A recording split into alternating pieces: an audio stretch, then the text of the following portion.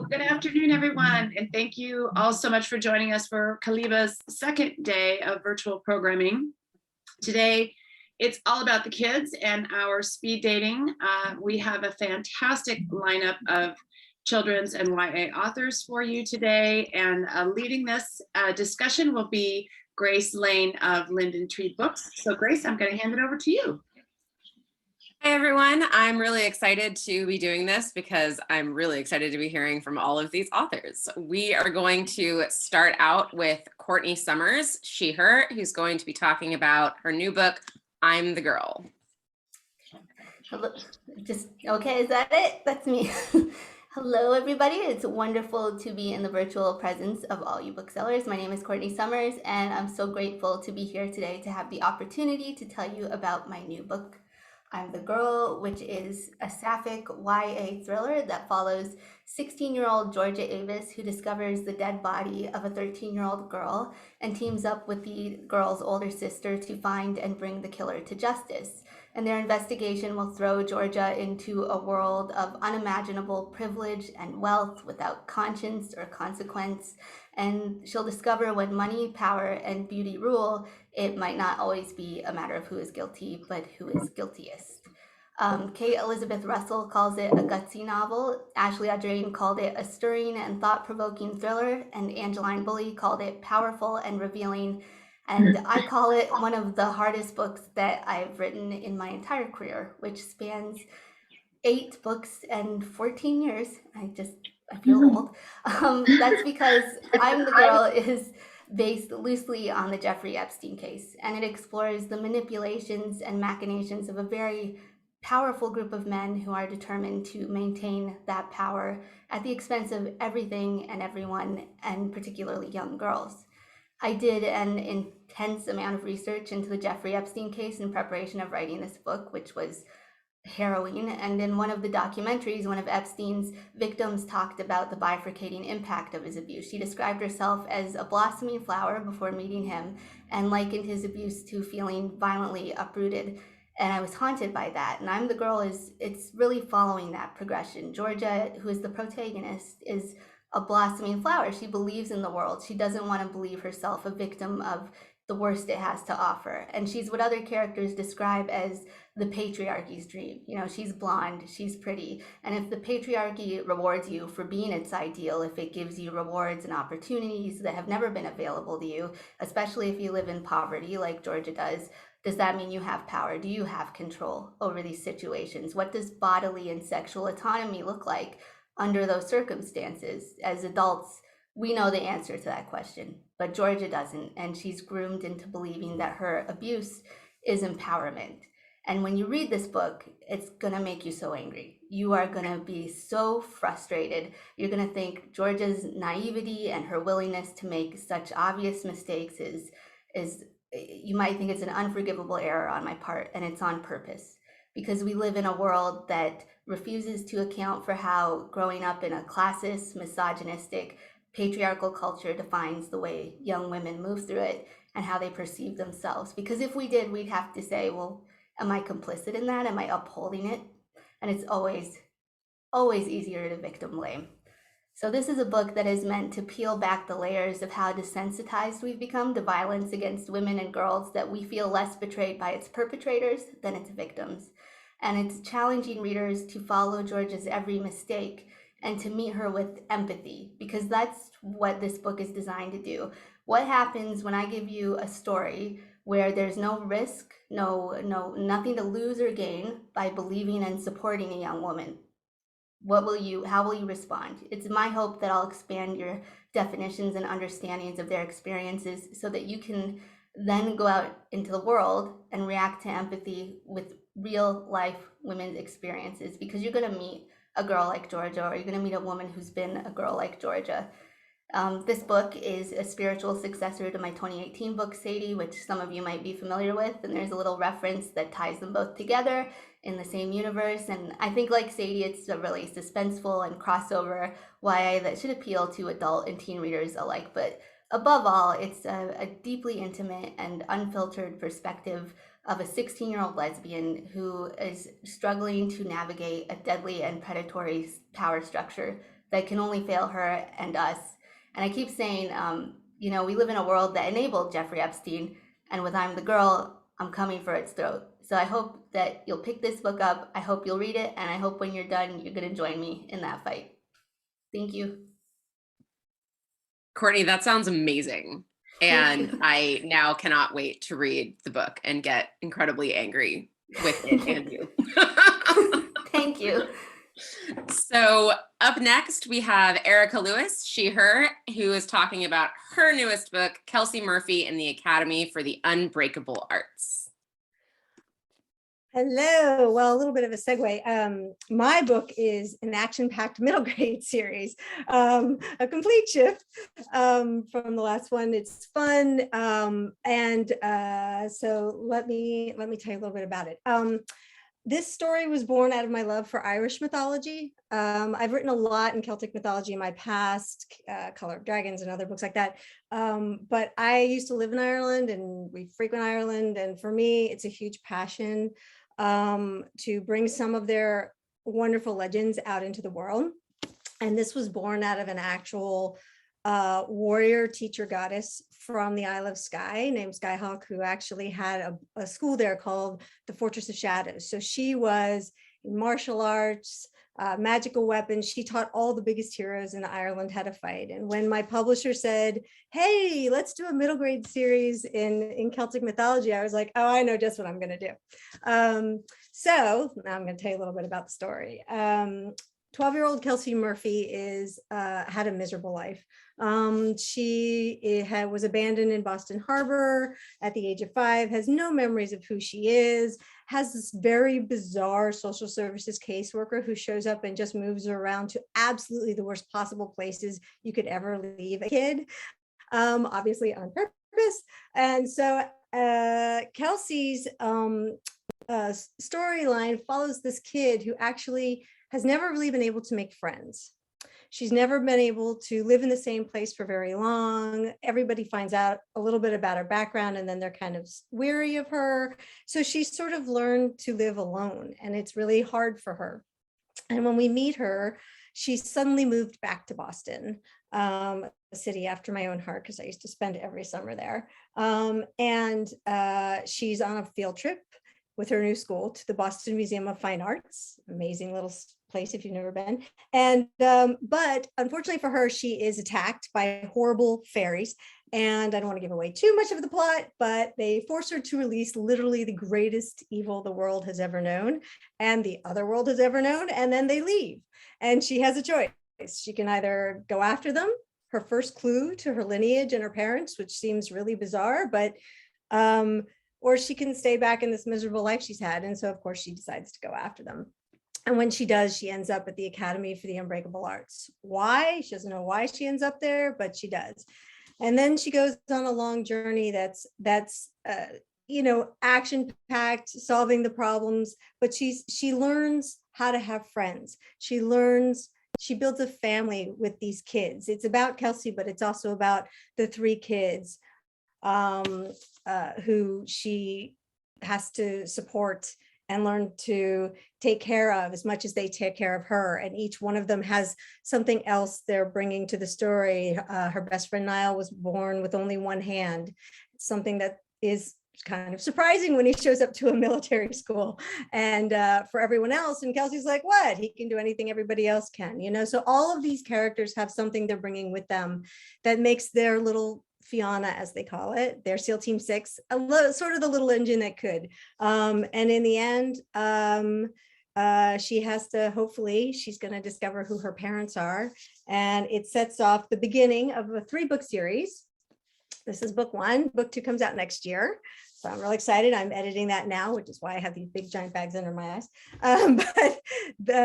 So this is the first of 3, and it is it builds into a really large, I guess I'd call it a war setting, the lands of summer and the lands of winter at war.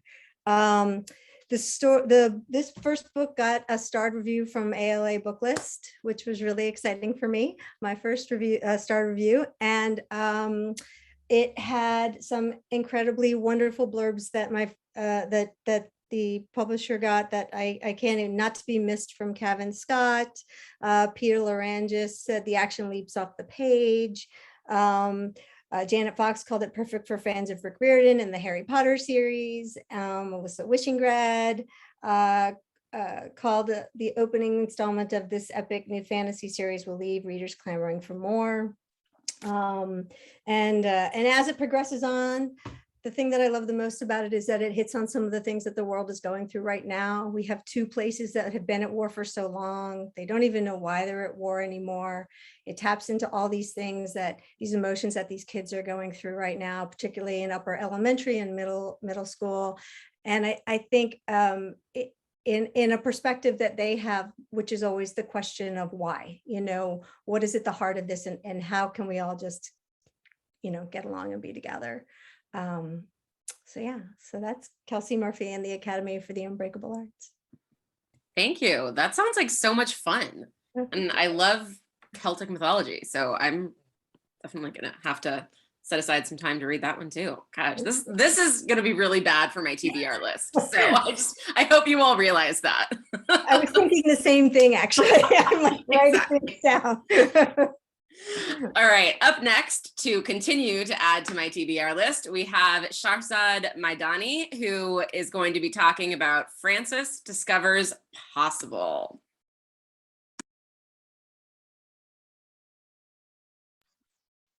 Hi.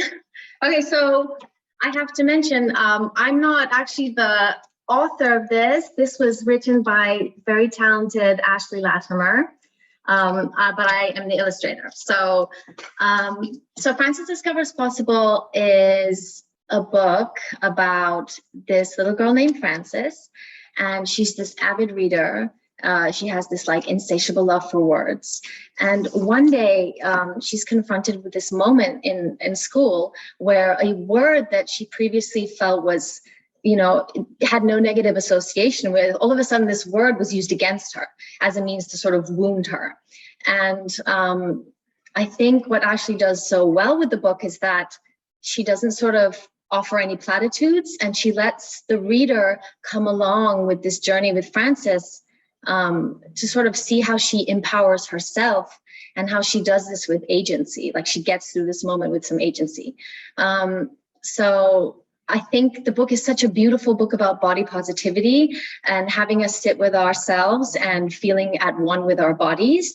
But not only that, I think it's also such a great example of a book that asks us questions like, where do we go when we feel unseen?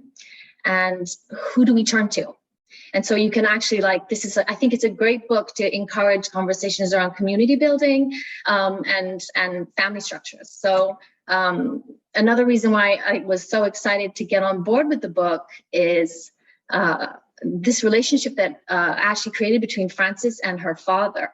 I think so often as adults with kids, when they experience something that's so painful, there's this drive to want to make it better immediately, want to fix it, want to make it go away. And it's not really a tool that we're giving kids when we do that for them, because they need to be able to do it themselves.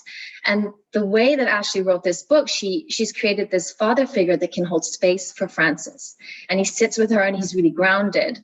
And when he encounters her feeling this pain of rejection, he doesn't try to move her through it so quickly.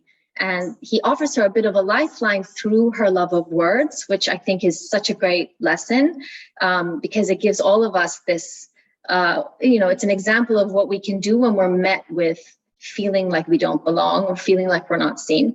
And so through Frances's love of words, he sort of piques her interest by saying the word possible. And that gets Frances's mind going again, thinking, what's possible for me? And it's sort of a way, like a flower, she sort of starts to open up again and starts to feel like, oh, I can figure out what's possible. I can take up space. And I mean, it's very cliche, but it's such a huge thing for girls and for all kids, but specifically for girls, to take up space, to not cower when the things that we're excited about can sometimes even be used against us. So I think the book just does a really wonderful job of it's mirroring this human experience of how are we in process? How do we navigate getting to ourselves and then finding a way to share that with others. And so I think Ashley did a really beautiful job with the text. As the illustrator, I had such an easy job bringing this to life. I got to really like meet Frances, and I fell in love with her as soon as I drew her. She came like immediately. And I think her ability to take something that she feels drawn to, take something that brings her light and joy, and to use that as a means of dealing with the world is such a great message. And the body positivity too, I think I had so much fun being able to draw different bodies. You don't really see a lot of it in books. So I have this, like, I guess I can actually show you one of my favorite spreads. And I mean, I got to even run with the word possible. Like, it's sort of like a, go for it kind of word when you're illustrating. So one of my favorite spreads actually is, if you can see, is this sort of swimming spread where we have everyone sort of enjoying their bodies, being outside. I mean, and we all know, like, being outside with our bodies as women is so challenging. So I'd like to have these images in books for little girls to be able to see that, my body is okay and how I navigate the world is okay. So I think this book, I think it's just important to have really, I mean, it's very self-serving, but in every house, I think it's important for everyone to have this so that, I think it's a little bit of a guidebook. It's like, how do I stay in my body and how do I navigate the world? And you can ask questions from kids.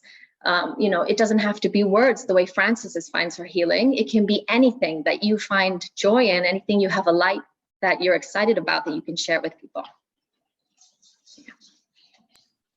I love that. This is definitely one of those books that's going to make me feel things. And then, yes, I will buy it and I will give it to everyone I know who has children, which is quite a few of them. So you're rude, and how dare you? How dare you? All right, we are moving on to another amazing picture book. Nadia Solomon is going to be talking about Goodnight, Ganesha. Oop, Nadia, you're muted.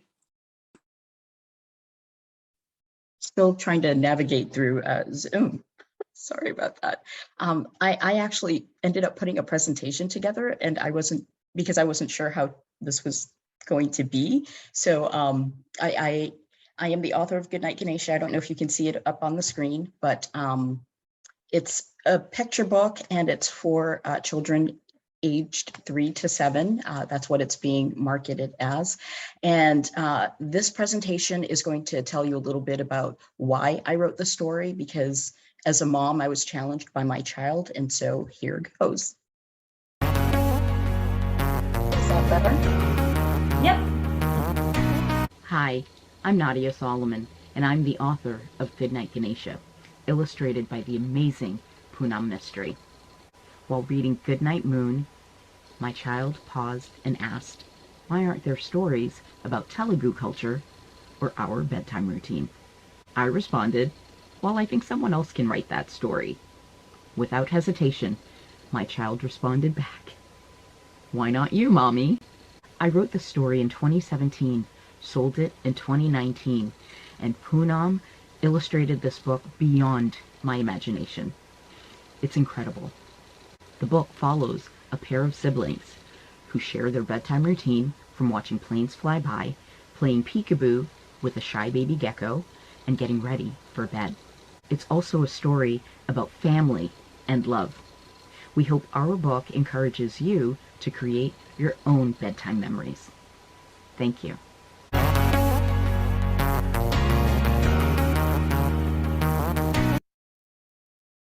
of the other themes that can be found are, of course, the universal bedtime routine, Telugu culture specifically, because my family is from Hyderabad, India, intergenerational relationships, because they're spending the night with their Nainama and their Tataya, and it's about family bonding. And about the art, Poonam Mystery uses kalamkari art to draw a lot of the pictures in the book, and her art's mostly hand-drawn and completely completed digitally. And she's also been shortlisted for the Kate Greenaway Medal, which is the equivalent of the Caldecott, twice in the UK. And here's her thought process on kalamkari art. Kalamkari is a traditional art created in India and literally translates to penmanship. I love the intricacies of the designs and how each piece tells a story. They are made with natural cloths and inks and created all by hand, something that requires great skill and patience. This is a trailer that we have for Goodnight Ganesha that we share, and it's also on our resources page.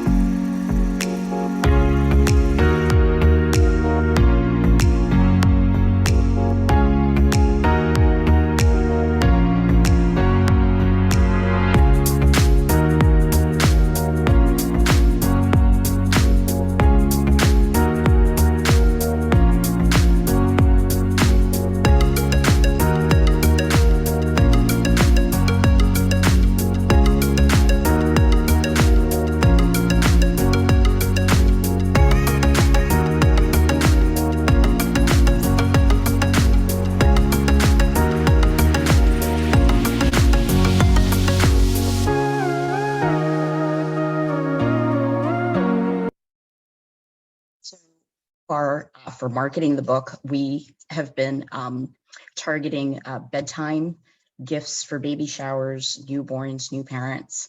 It also relates to certain Hindu holidays like Ganesha Chaturthi, which is in the month of September when we believe that Ganesha was born. We also use it for Deepavali or Diwali, Holi and Ugadi, which is the South Indian New Year. So those are holidays where you can position the book for that.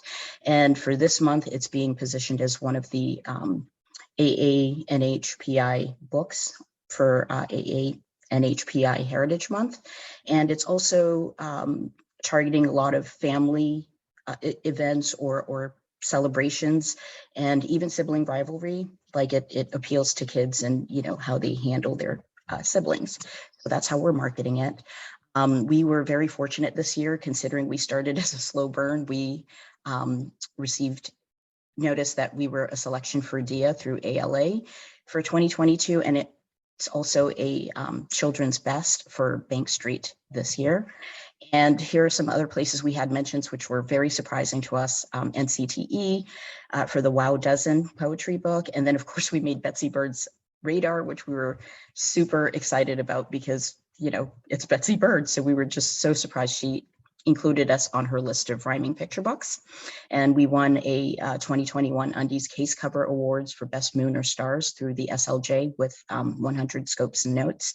We were featured on CNBC TV 18, which specifically targets the Deshi community, and featured in Book Riot's newsletter. And we've had, we didn't have a lot of trade reviews, but Booklist was our biggest one. And so they really liked it. And then we got a blurb from Haley Edelman from My Quiet Ship in her Way Past series.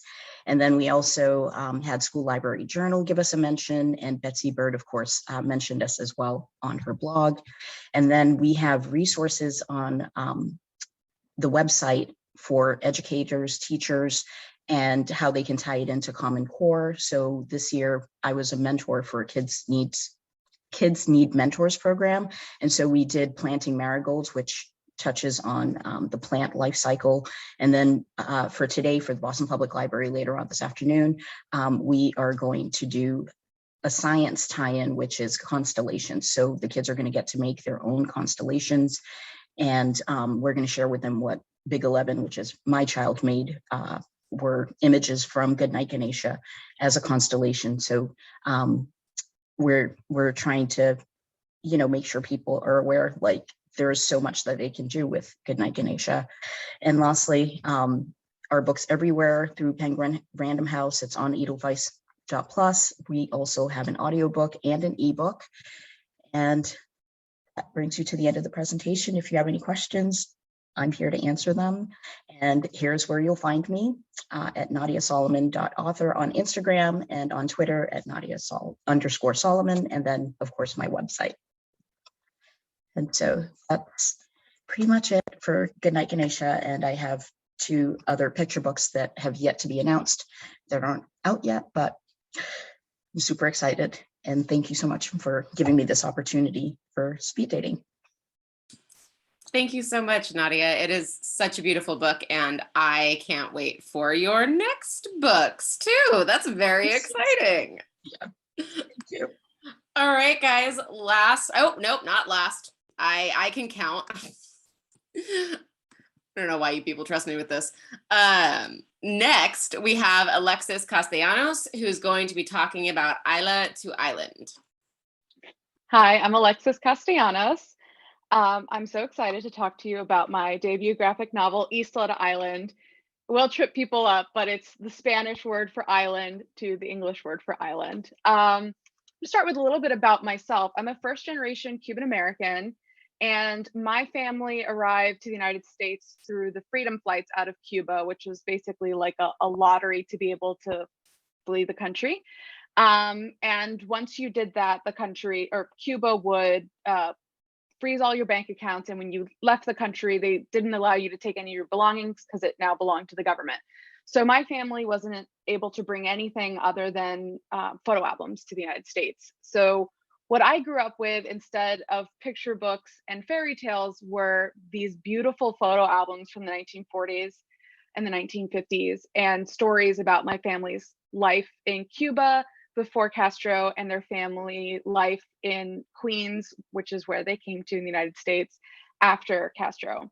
And hearing those stories growing up, like there's so much of my family history that inspired Isla to Island.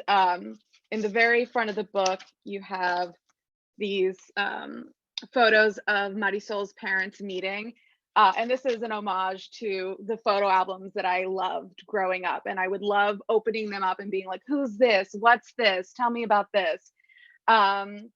So Isla to Island follows a girl named Marisol, who's living in Cuba as Castro takes power. And her parents are concerned for her safety with the new government and decide to put her through something called Operation Peter Pan. Operation Peter Pan is also something about Cuban American history that I've always found incredibly fascinating. And while some people might know some things about Cuban American history, like Castro or the Bay of Pigs or the Cuban Missile Crisis, Operation Peter Pan is something that's largely unknown by many people. It is the largest exodus of minors in the 20th century. 14,000 children came from Cuba to the United States unaccompanied. They were either placed in foster homes or they were placed with distant relatives, with the expectation that Castro's regime would be over soon and that the children would be able to return home to their families. We know that did not happen. Some of these children later had, reunited with their families, but some are separated to this day. So this follows Marisol as she goes from Cuba to the United States and her world drains of color. Isla to Island is a mostly wordless graphic novel. There's no narration and there's no dialogue. So you are following this character with whom you likely don't have much in common. You don't have a shared language and you have no way to communicate with her other than following her through this journey. So it challenges you to be a more empathetic reader and to, find empathy for this character who can't communicate with you, who's in a world where no one can communicate with her either, with her foster family, with her classroom, but she knows, her peers don't like her and she knows that everything's different. It's cold and it's winter. But slowly, through reconnecting with things she loves, like books and nature, she's able to bring color back into her world with the help of her foster parents. And I think one of the most powerful things I've gotten out of this whole experience of publishing this book, I had a friend who was pregnant at the time that I got the idea and I told her about it. And I was thinking to myself, like, I really hope that your daughter's going to be old enough to read this book. And she's 4 years old now, which I was still like, I don't know, can a 4-year-old read a wordless graphic novel? It's like a really long picture book. Is she going to get it?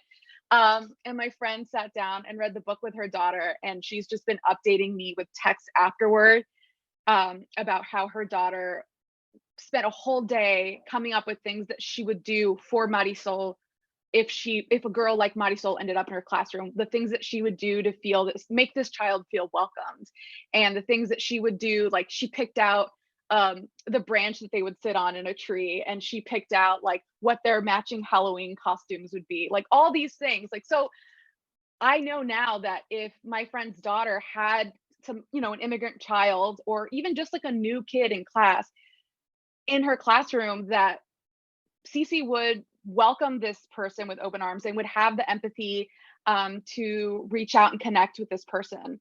So that's been really wonderful. I've also loved hearing how much I've made people cry. I think that's another important thing to point out, is that the book will likely make you cry. I stood in front of several family and friends as they read the book and cried. It's a strange and powerful feeling. I'm sorry in advance, but I think the tears are worth it in the end.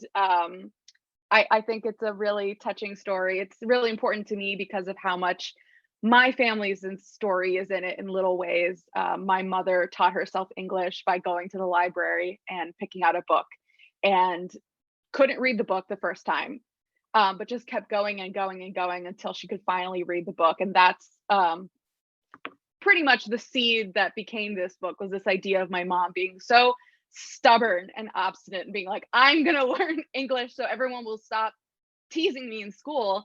And that's the energy that Muddy Soul has.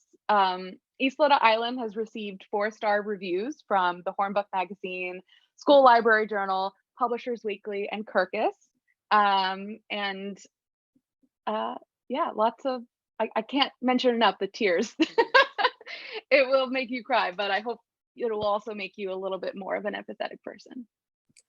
Well, I definitely can't wait to cry all over that one, because I know I will. And I also can think of like at least 7 or 8 kids at my bookstore where I can be like, this one is for you now.